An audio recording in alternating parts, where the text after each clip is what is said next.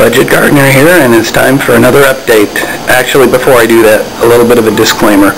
I went to go look on YouTube for actually using Budget Gardener and being able to put all my videos up on a different YouTube account, but as it turns out, somebody's already reserved Budget Gardener. So I guess I'll be Budget Gardener US and he can be Budget Gardener UK. So if you see this, drop me a line, we'll communicate, we'll figure it out, but for now I'll just keep calling myself the Budget Gardener unless there's a problem. The update, it's Wednesday, and there's Stinker again. He's a perennial visitor to my garden. Yes, Stinker, I'm in the middle of making a video. And that was him hitting the camera.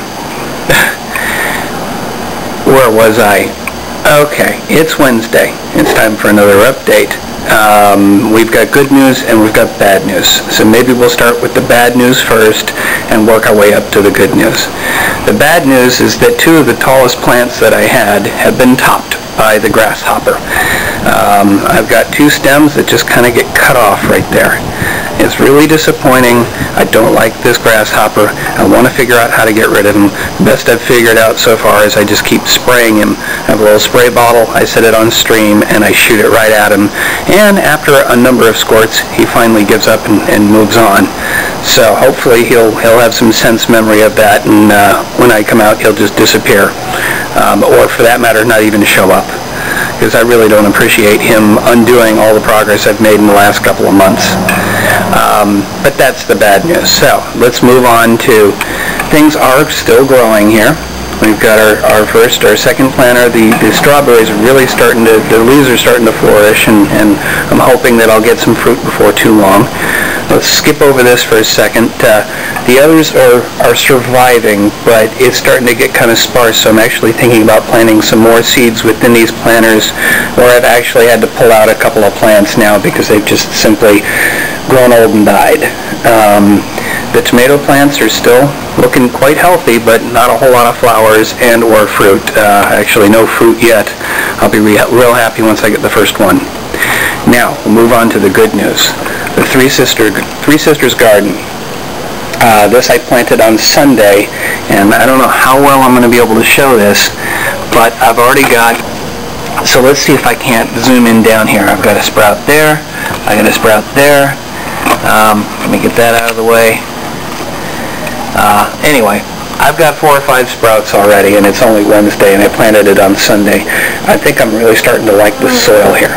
The only problem with this is that it's a very large planter, and I've had to put some plastic down below, because what's happening is sometimes the Stinker's getting scared away by the bee. I've had to put some plastic down to try and deal with some of the water, because basically I've got a neighbor right down below there, and I don't want all the water that comes out of the bottom of this thing as an overflow from the tray that's built into it. I don't want the overflow to end up down on my neighbor's patio. So next up, we'll go to the windowsill, and we'll get an update there, and then I've got a little surprise for you guys at the end. As far as the experiments on the windowsill go, we've got the first one, which I really didn't talk too much about.